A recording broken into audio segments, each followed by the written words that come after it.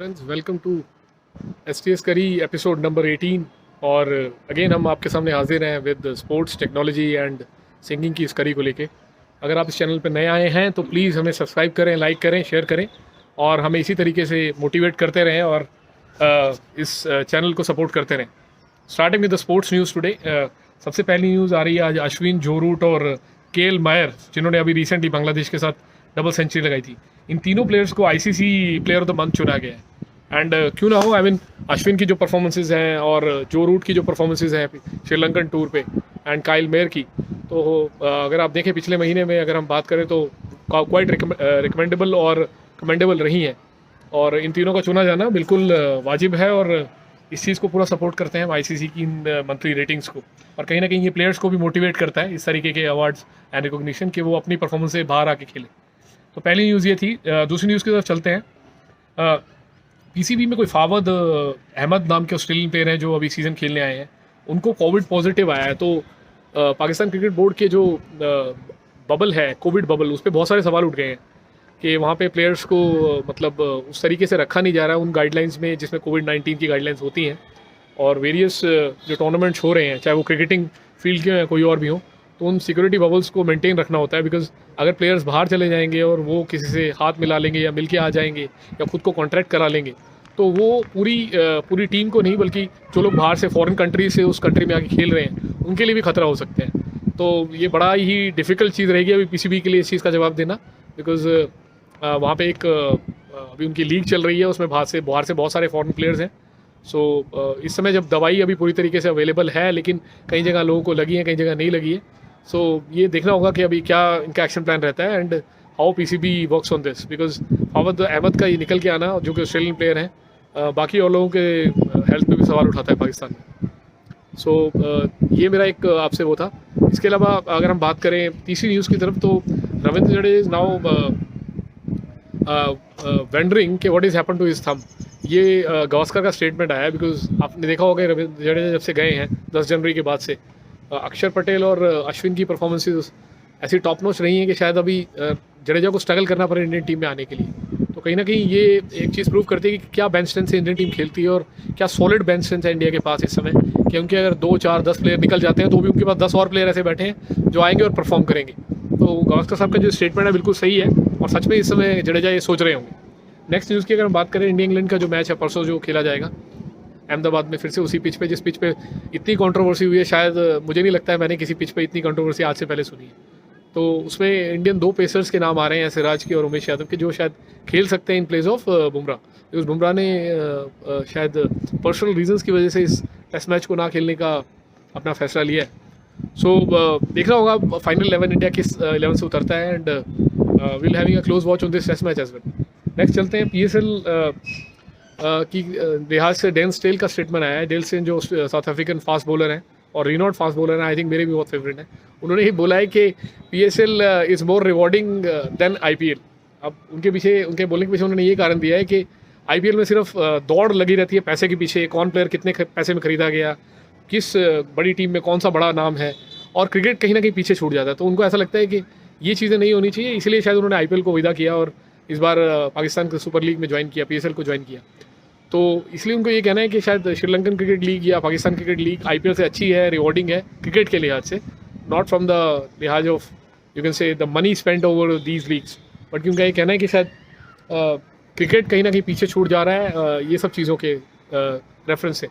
कुछ हद तक मैं एग्री करूँगा और कुछ हद तक नहीं करूँगा, बिकॉज कहीं ना कहीं पैसा भी इंपॉर्टेंट है। और इन लोगों को ये समझना चाहिए कि अगर पैसा इन्वॉल्व नहीं रहेगा तो बहुत सारा मीडिया, बहुत सारी एडवर्टीजमेंट्स इन इवेंट्स को कैप्चर नहीं करेंगे और लोगों का इंटरेस्ट नहीं बनेगा। हाँ, लेकिन इतना नहीं होना चाहिए कि आपका क्रिकेट जो एक मेन फोकस है, जिसके लिए लीग्स बनाई गई हैं, जिसके लिए एंटरटेनमेंट क्रिएट किया गया है, वो छूट जाए। ठीक है जी, नेक्स्ट न्यूज़ पे चलते हैं। मैरी कॉम एंड अमित पागल 12 लोगों की लिस्ट में आ गए हैं जो स्पेनिश बॉक्सिंग टूर्नामेंट में जाएंगे, और इनमें से कुछ 9 लोग हैं जो टोक्यो ओलंपिक्स के लिए भी जाएंगे।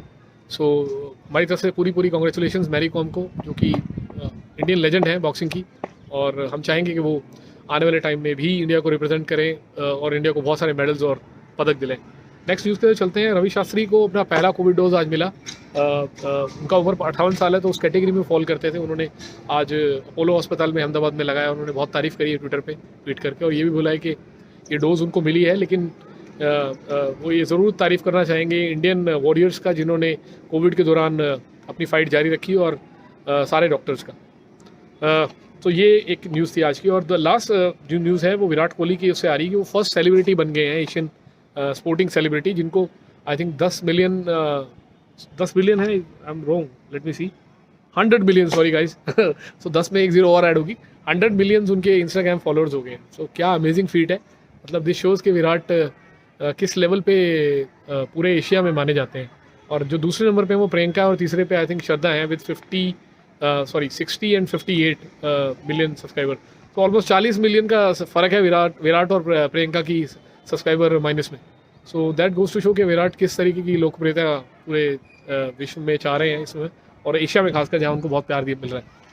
तो ये आज की हमारी स्पोर्ट्स न्यूज़ थी। Moving back to the technology news, अगर हम बात करें, सबसे पहले जिस फ़ोन की बात करने चाहूँगा वो Redmi Note 10 है, जो निकल के आ रहा है, और इसका प्राइस टिप हुआ है। ये 14,000 में शायद 6GB 64GB के साथ इंडिया में लॉन्च हो सकता है। मार्च 4 को इसका लॉन्च होगा, यानी कि परसों ही, जब इंडिया खेलेगा इंग्लैंड से last test match, decided test match.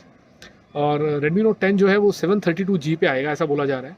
और सुपर एमोलेड डिस्प्ले जो पहली बार Redmi सीरीज़ में आ रहा है, नोट सीरीज़ में, और जो मनु कुमार जैन जी ने खुद अपने मुंह से बोला है ये बात। तो देखना रहेगा अब किस वेरिएंट को ये लोग किस प्राइस पे लॉन्च करते हैं, हम अब तक लेके आएंगे पूरा इसका जो खबर रहेगी।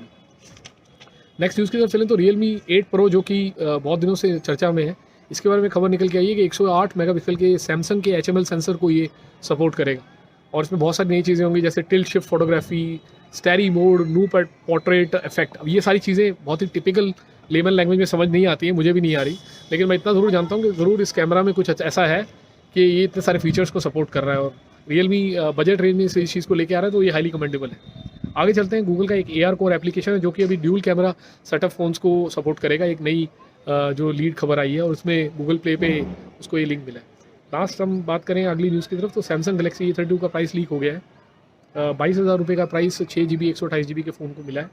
एंड Helio G80 पे, SoC पे, MediaTek पे बेस्ड होगा। रशिया में जब ये लॉन्च हुआ तो इसी पे हुआ था।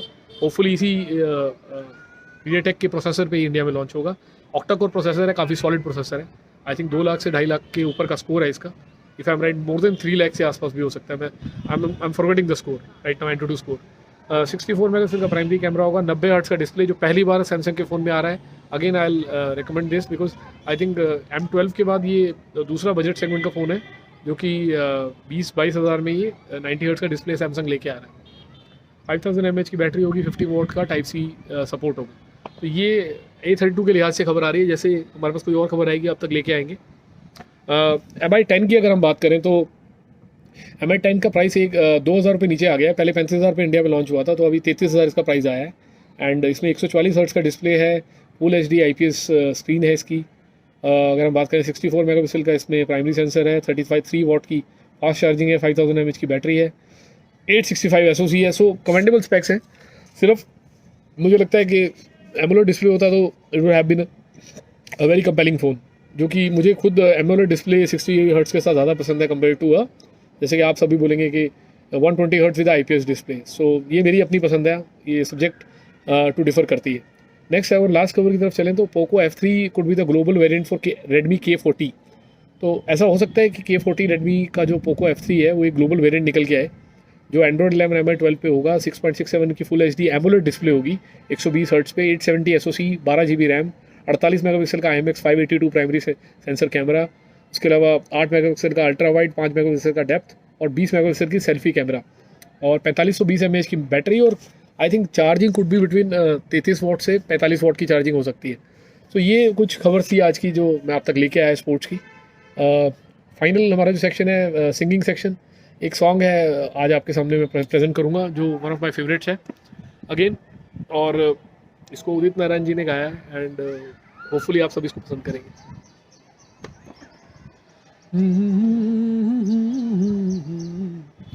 हे हे हे हे हे